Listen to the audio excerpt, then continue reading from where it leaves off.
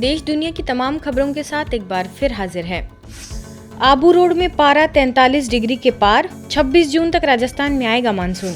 भीषण गर्मी और तापमान के पारे ने दिन में ही कर्फ्यू जैसे हालात कर दिए हैं। सिरोही का तापमान 43.8 डिग्री तो आबू रोड का तापमान भी 43 के करीब है। इतनी तेज धूप कि लोगों का बाहर निकलना मुश्किल हो गया है। केवल दिन में ही नहीं बल्कि रात में भी न्यूनतम तापमान 28 डिग्री के आसपास है। तेज धूप और लू से दिन में सड़कें सूनी हो जाती है। लोग जतन के साथ ही बाहर निकल रहे हैं।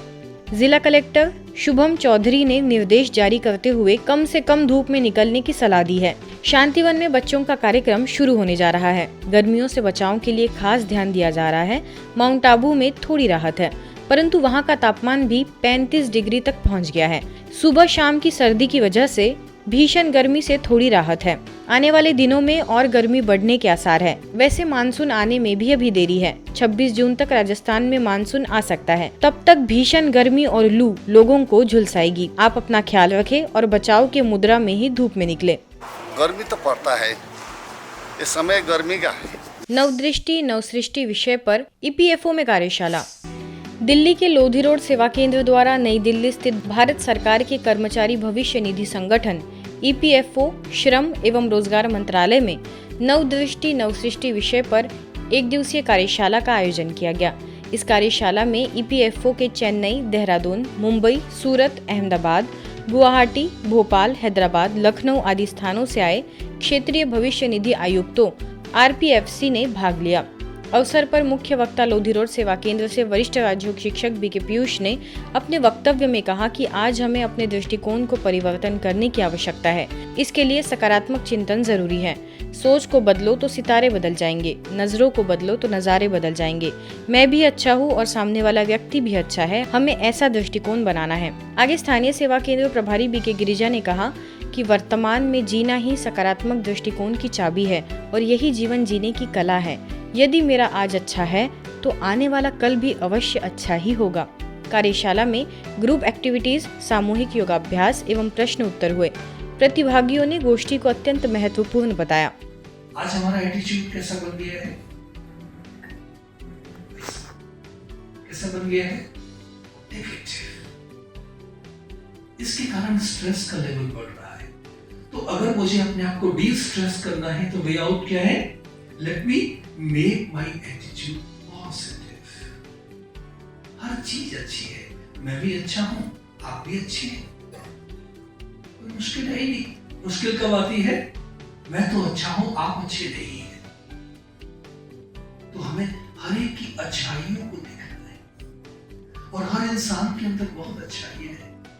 कई बार ऐसे होता है, आप हमें देख रहे हैं, हम आपको देख रहे हैं, आपकी आंखें खुली है, लेकिन कहीं और है। आप कहीं और है। ऑफिस भी चक्कर लगा के आ जाते हैं, घर भी चक्कर लगा के आ जाते हैं, कुछ सेकंड्स में बहुत काम कर लेते हैं, है ना? तो ये ठीक नहीं है। तो वर्तमान में है, इसका मुझे पूरा फायदा उठाना है। फिर उसके बाद जो करना। तो टेंशन को खत्म करने के लिए एक तरीका ये है कि हमें वर्तमान में जीना है और हमारी कोशिश ये होना चाहिए हम पॉजिटिव थॉट्स को क्रिएट करें। गर्मियों की छुट्टियों में नौनिहाल ले रहे आध्यात्मिक शिक्षाएं। बच्चों को नैतिक शिक्षा के साथ साथ आध्यात्मिक शिक्षा की नितांत आवश्यकता है।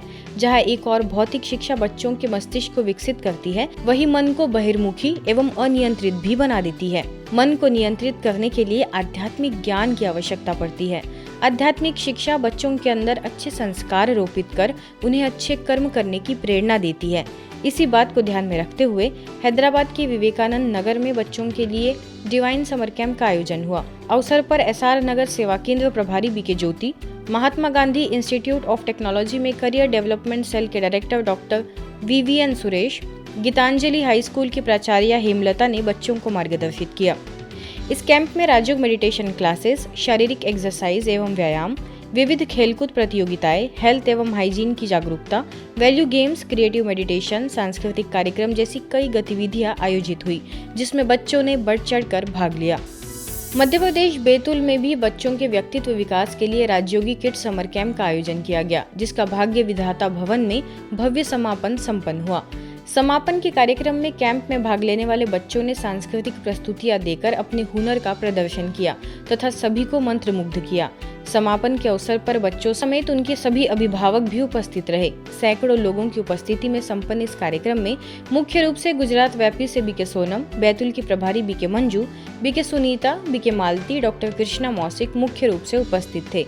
6 दिन के समर कैंप में करीबन 100 बच्चों ने भाग लिया, जिसमें सभी बच्चों को मोबाइल एडिक्शन से बचने के टिप्स भी दिए गए। देखिए समर कैंप की कुछ खास झलकियां।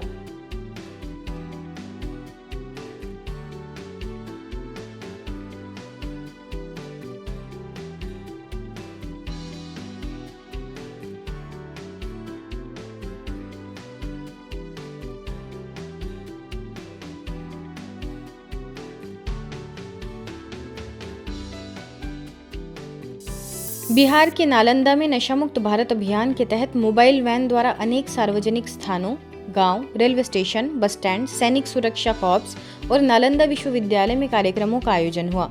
2 दिनों में करीबन 16 कार्यक्रमों के माध्यम से 2200 लोगों से भी ज्यादा स्थानीय लोगों को व्यसन मुक्ति का संदेश दिया गया।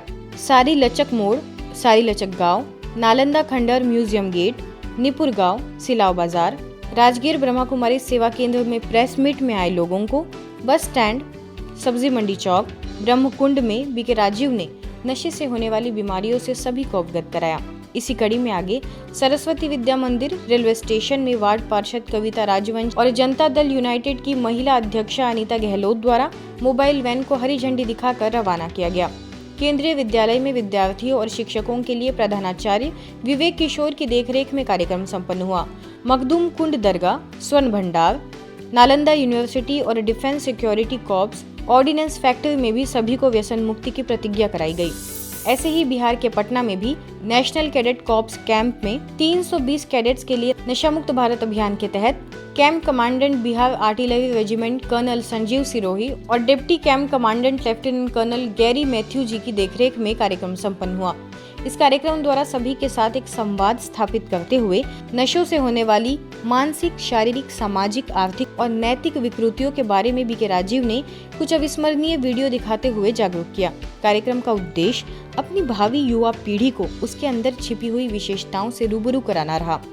इन कार्यक्रमों का सफल आयोजन करने में कंकड़बाग पटना सेवा केंद्र की BK Sangeeta, BK Rajeev, BK Ajay, BK Subodh और सभी बीके भाई बहनों का अथक सहयोग रहा। बिहार समस्तीपुर के खुदीराम बोस पूसा सेवा केंद्र की दूसरी वर्षगांठ एवं स्नेह मिलन कार्यक्रम धूमधाम से मनाया गया। इस अवसर पर डॉक्टर राजेंद्र प्रसाद, केंद्रीय कृषि विश्वविद्यालय के कुलपति डॉक्टर PS पांडे मुख्य अतिथि के रूप में पधारे। उनके साथ एक्सटेंशन एजुकेशन के डायरेक्टर डॉक्टर MS कुंडू भी उपस्थित रहे। अतिथियों का राजयोग शिक्षिका बीके सविता ने तिलक लगाकर स्वागत सत्कार किया। इस अवसर पर अपने उद्गार व्यक्त करते हुए कुलपति डॉक्टर PS पांडे ने कहा, इस स्थान पर आकर मैं स्वयं को गौरवान्वित महसूस कर रहा हूँ। यहाँ के द्वारा सिखाए जा रहे राजयोग का भी अभ्यास कर लाभ प्राप्त किया है।